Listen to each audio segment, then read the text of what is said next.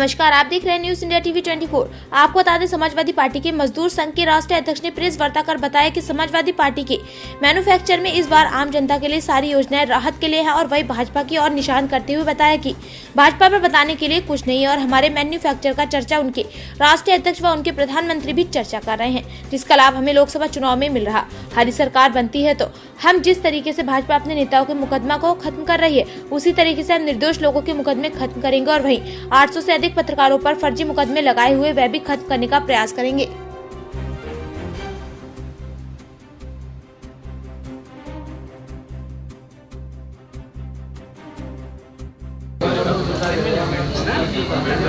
केंद्र की भारतीय जनता पार्टी की बेतहाशा महंगाई खिलाफ, बेरोजगारी खिलाफ, भ्रष्टाचार खिलाफ और लगातार सरकारी संस्थानों में बाबा साहब डॉक्टर भीमराव अम्बेडकर साहब के दिए गए संविधान में आरक्षण को खत्म करने की साजिश के खिलाफ समाजवादी मजदूर सभा इंडिया गठबंधन प्रत्याशियों से पूरी तरह साथ है।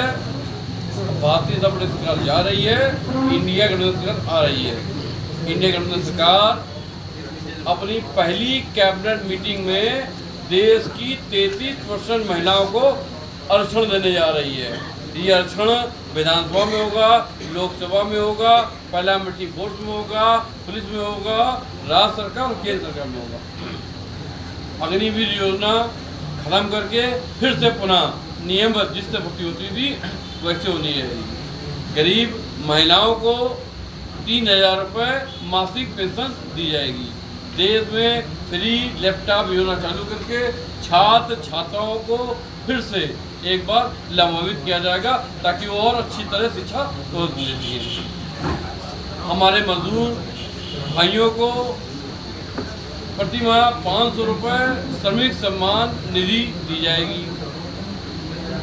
हर गरीब राशन कार्ड धारक को 3000 रुपये मासिक पेंशन दी जाएगी।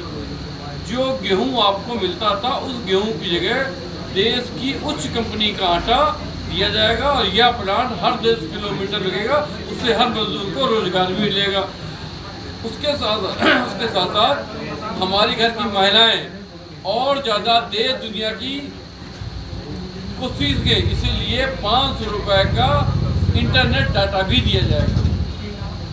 पत्रकार हित की बात कर रहे थे, उसमें क्या है? पत्रकार हित के लिए कह रहे थे। समाजवादी पार्टी राष्ट्रीय अध्यक्ष जी का आश्वासन है, उत्तर प्रदेश में 800 पत्रकारों पर फर्जी मुकदमे लगे। ये जो पत्रकार साथी है हमारे, ये समाज सरकार को समाज का आईना दिखाते हैं। ये लोगों की समस्याओं को सरकार के सामने रखते हैं। इनका अपना कोई व्यक्तिगत विरोध नहीं होता। उन फर्जी पत्रकारों पर ये जो मुकदमे फर्जी मुकदमे हुए पत्रकारों पे, जिस प्रदेश में मुख्यमंत्री और डिप्टी सीएम के मुकदमे वापस हो सकते हैं, पत्रकार साहित्य के मुकदमे वापस करेंगे। ये हम करेंगे, ये मेरा आश्वासन है। मजदूर हमारा है, उसके कुछ सुनने वाला नहीं है, वो अपनी बात उठा नहीं पा रहा और उसकी अगर आवाज़ को उठा सकता है तो हमारे पत्रकार साथी मजदूरों को जब भी न्याय मिला है, पत्रकार साथी न्याय दिलाया। आप पत्रकारों की बात कर रहे थे, तो क्या कहना चाह रहे थे? उत्तर प्रदेश में पत्रकार साथियों पे लगभग 800 मुकदमे दर्ज हैं और ये पत्रकार साथी सरकार को समाज का आईना दिखाने का काम करते हैं। इनकी अपनी कोई नहीं, समाज की समस्याओं के लिए लड़ते हैं। उन पर मुकदमे जिस प्रदेश में प्रदेश के मुख्यमंत्री और डिप्टी सीएम के मुकदमे वापस हो रहे हो, वहाँ पत्रकार साथियों के मुकदमे के नाम पर इंडिया गठबंधन सरकार के बनते ही सबसे पहले पत्रकार साथियों के मुकदमे वापस होंगे। सरकार बन रही है आपकी? बन रही है और आप बना रहे हैं, क्योंकि हम जो लड़ाई लड़ रहे हैं ये भी आपकी स्वतंत्रता का है। आप स्वतंत्र रूप से काम नहीं कर पा रहे। कितनी सीट जीतने का अनुमान लगा रहे हैं? अगली सरकार इंडिया गठबंधन की सरकार है। लेकिन सर विपक्ष तो ये कहना है इंडिया गठबंधन के प्रत्याशियों को कोई जानता ही नहीं है, जो दूसरी पार्टियां सरकारें। आप ये देखिए, देश के प्रधानमंत्री चंद दिन पहले राजस्थान में मंगलसूत्र पे बात कर रहे थे। आप ये देखिए उन्होंने 10 साल में क्या काम किया, उनके पास ही बताने के लिए नहीं था। काम मंगलसूत्र की बात कर रहे थे, जो मंदिर की बात करते थे। आज फिर वो हिंदू मुस्लिम खड़े हैं। इसका उन्होंने कोई काम नहीं किया, विकास नहीं किया। हमारे राष्ट्रीय अध्यक्ष बोलिए वो नॉन स्टॉप आधे घंटे अपने विकास क्यों हुए बोलते रहेंगे।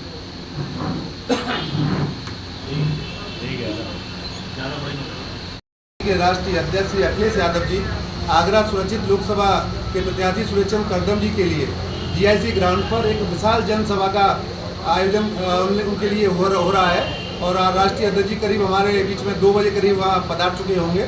तो हम तो आपके चैनल के माध्यम से जनता जनार्दन से अपील करना चाहते हैं कि उस सभा में अधिक से अधिक लोग पहुँचें और राष्ट्रीय अध्यक्ष जी को सुनने का काम करें।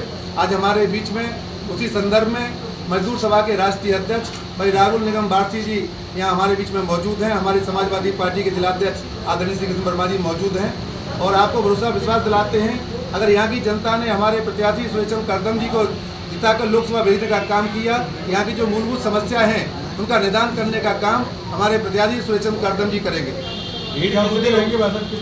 किस तरीके के भीड़ का आयोजन किया है जनता को मनाने के लिए? जिस तरह से प्रत्याशी जा रहे हैं, क्या मुद्दे हैं जनता के बीच में? क्या देखिए, यहाँ की बहुत समय से मांग है कि बैराज की मांग बहुत पहले से रही है, अंतर्राष्ट्रीय हवाई अड्डे की मांग रही है और यहाँ पर हाईकोर्ट बेंच की जो हमारी मांग रही है, इस पर स्थानीय जो हमारे सांसद गर्जन को हमने चुन के भेजा, उन्होंने केवल वोट लेने का काम किया लेकिन उस पर कोई उन्होंने पहल नहीं की। लेकिन हमें उम्मीद है कि अगर हमारे सुरेशचंद्र करदम यहाँ से लोकसभा पहुँचने का काम करेंगे तो उनके अलावा जो मूलभूत समस्याएं जनता की होती हैं उनके सुख दुख में भी साथ रहने का काम भाई सुरेशचंद्र करदम जी करेंगे। जानती नहीं प्रत्याशी को, जनता जानती नहीं।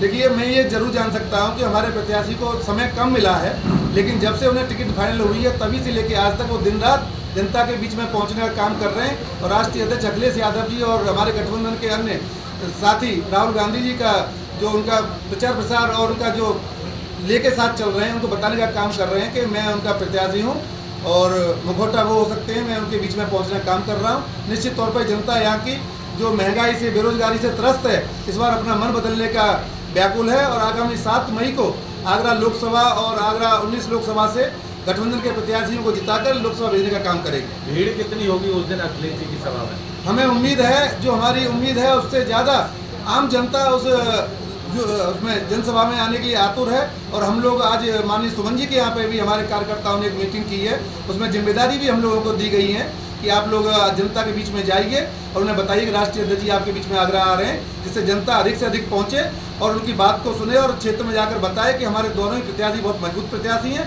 वो लोकसभा जीतने का काम करेंगे, अन्य दलों की बातों में ना आकर अपनी वोट खराब ना करें और इस क्षेत्र के विकास के लिए दोनों प्रत्याशियों को जिताकर लोकसभा भेजने का काम करें। कहाँ पर जनसभा का आयोजन किया गया? जीआईसी ग्राउंड में राष्ट्रीय अध्यक्ष जी हमारे करीब 2 और 2:30 के बीच में हम लोगों के बीच में होंगे। ठीक, धन्यवाद।